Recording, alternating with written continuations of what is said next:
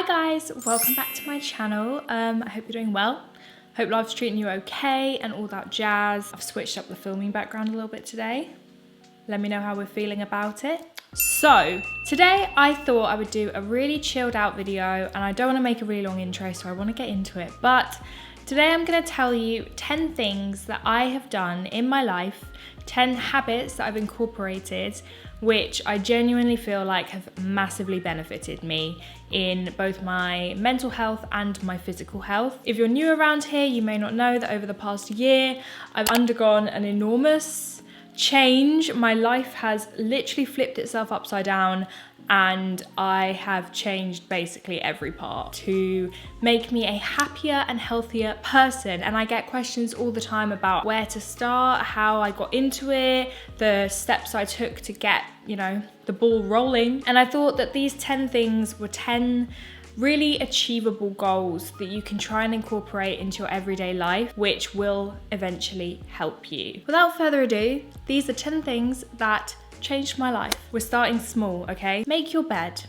The first thing you do when you get out of bed, get out of it and then make it again. Even if your whole room is a mess, if your bed is made, it will make your overall room look better, and you have already achieved something small that day. Start off your day by tidying your space a tiny bit, and then when you come back to it at the end of the day, it's made. And these may seem like really small things that everyone does. I didn't do that, and now I do. And it makes a huge difference. The second healthy habit that I've incorporated into my life is as soon as I get out of bed, I put on my workout clothes. So I roll out of bed, I make my bed, I take off my pajamas, and I put on my workout clothes. If you put on your workout clothes first thing in the morning, you are gonna be more inclined to work out or to do that physical movement activity that you have told yourself the night before, tomorrow I'm gonna wake up and do that. If you wake up and get dressed for it, you're much more likely to go through with it. Number 3 is drink a glass of water as the first thing you do when you walk out of your bedroom. I always chug a glass of water, a bottle of water, a large glass of fluids into my body before I eat anything, before I train. It's the first thing I do.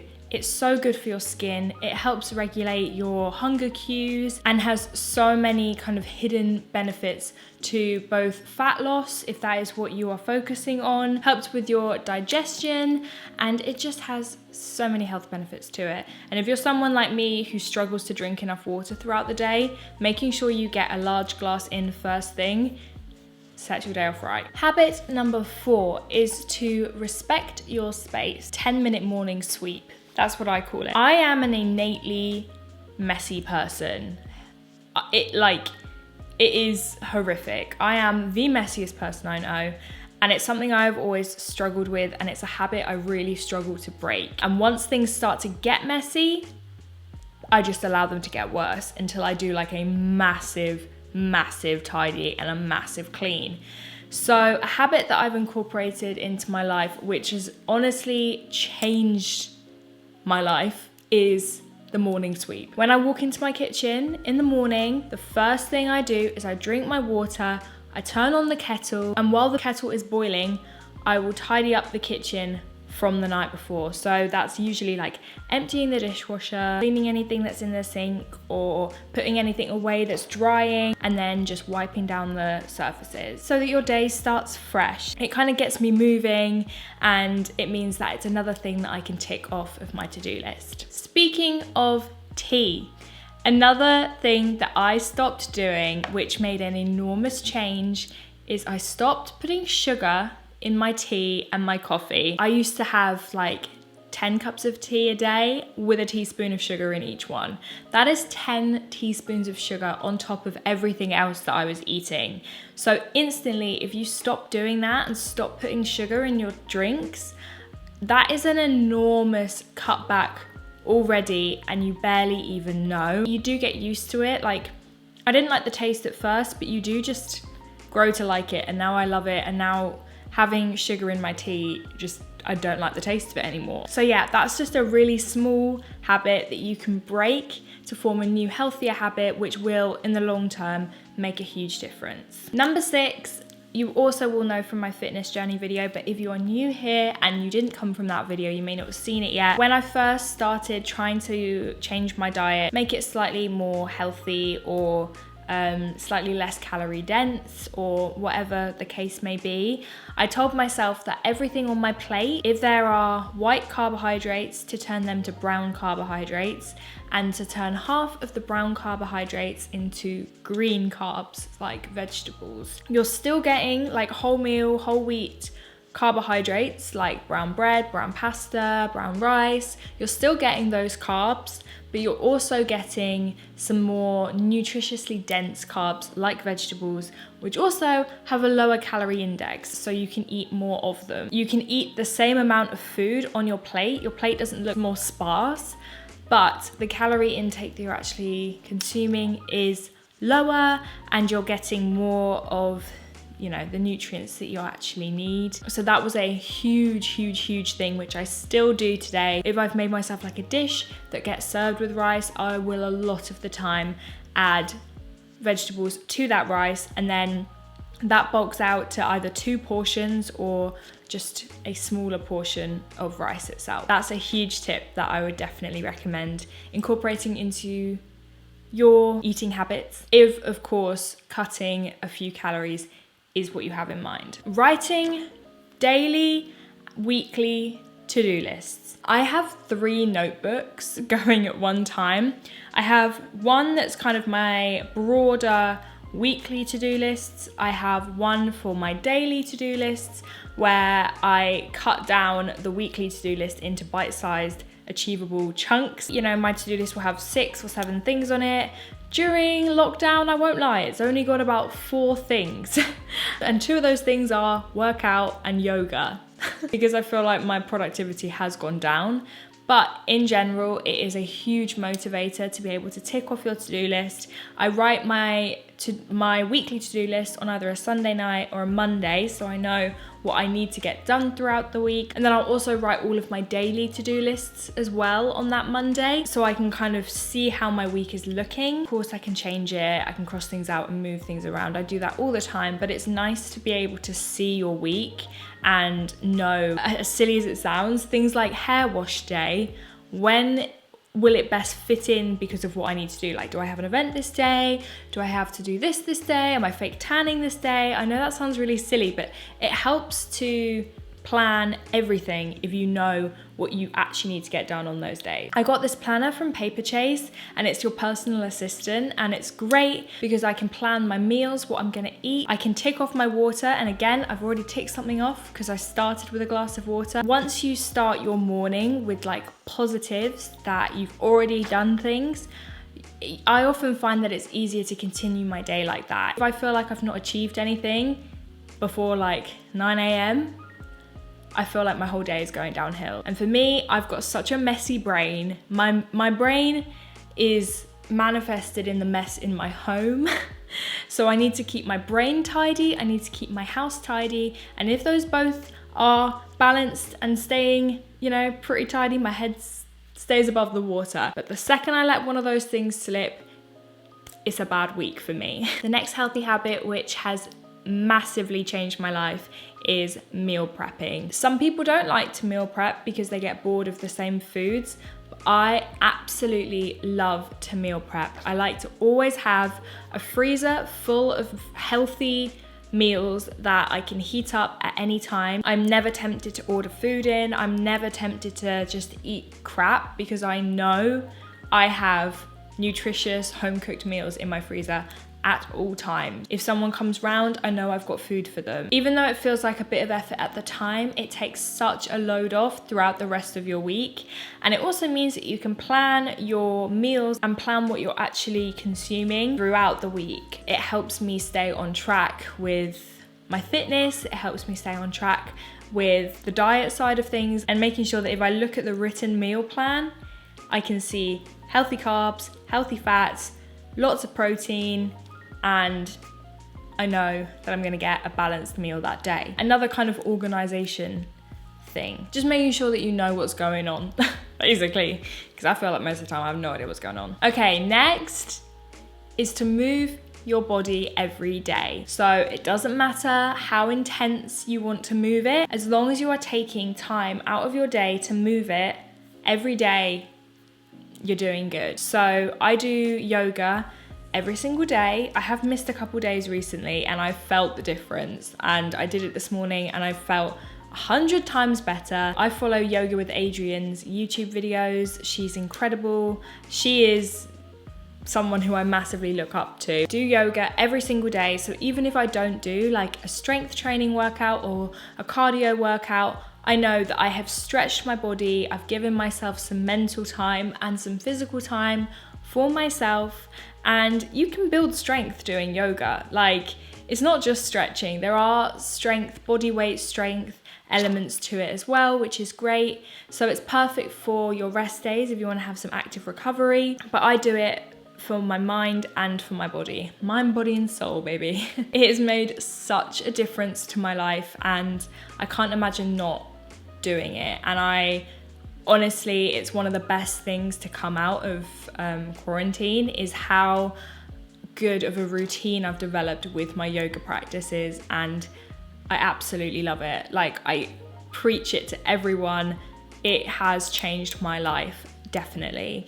It has taught me to kind of chill the hell out. Like, I have a bit of a temper on me and I find it so helpful using deep breaths and taking pauses to actually control myself and to keep myself level-headed and calm, and it has made a huge difference. And it's also made me more flexible. When I work out, my DOMs are so much less bad because my muscles are constantly being stretched. It's like a really thorough warm-up because I always do my yoga before my workout, which leads me on to the next point. Kind of, it's the same point, is moving your body every day. But if you start with yoga or whatever you like to do, just stretching, seeing as I'm already in my workout clothes, I'm on the mat, I'm there, I don't have an excuse to not train. So I've definitely found that yoga has not just helped me in yoga, but also it's helped to encourage me to train because I'm already warmed up. I always feel like a lot of energy after yoga, and going straight into a workout, it feels really good to me. My healthy habit is incorporating yoga, which has massively benefited my other training and keeps me moving and grooving.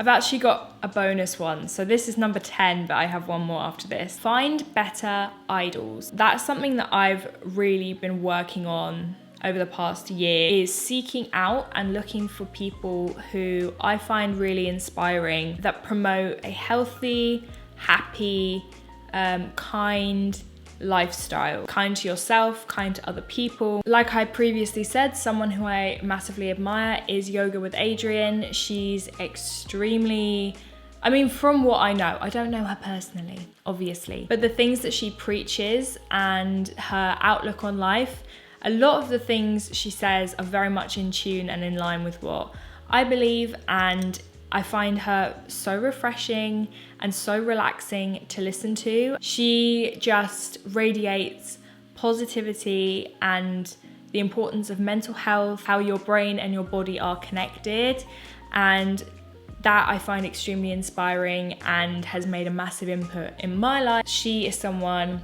you know, the word idol is a very strong word, but you know, choose better idols is like a phrase, you know, but she's definitely someone I look up to. Someone else is Natasha Ocean. She definitely changed the way I see fitness, the way I see food, the way I see a healthy lifestyle, and I think she's so incredibly inspiring and someone that I massively, massively look up to and has taught me so much.